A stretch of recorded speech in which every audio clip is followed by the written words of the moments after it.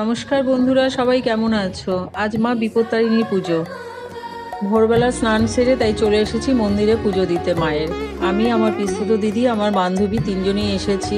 সকাল সকাল অনেক লাইনও পড়ে গেছে। আমরা প্রথমেই পুজোটা খুব ভালোভাবেই দিতে পেরেছি। মাকে দেখো সকালে কি সুন্দর লাগছে। পুজো দিয়ে বাড়ি চলে এসেছি। এসে আমি আমার পিসতুত দিদির বাড়ি গেছি দুপুরে, ওখানেই খাওয়া দাওয়া আমাদের। আমি আমার পিসতুত দিদি দুজনেই হাতে হাত লাগিয়ে নিজেরা যেটা খাবো সেটা রেডি করে ফেলেছি। একবেলাই খাওয়া, সন্ধ্যের পরে আর কিছু খেতে পারবো না। 13টা লুচি ভাজা যা যা নিয়মের মধ্যে পড়ে সেগুলোই আমরা করে নিয়েছি। দেখো তোমরা, প্রতি বছর পুজোটা আমরা দুজনে একসাথেই করে আসছি। দিদির বাড়িতেই খাওয়া দাওয়ার ব্যবস্থাটা করা হয়েছে। দুই বোন হাতে হাত লাগিয়ে সব খাবার বানিয়ে ফেলেছি। যা হোক, এবার খাওয়ার পালা। খেতে বসে পড়েছি আমরা দুজন।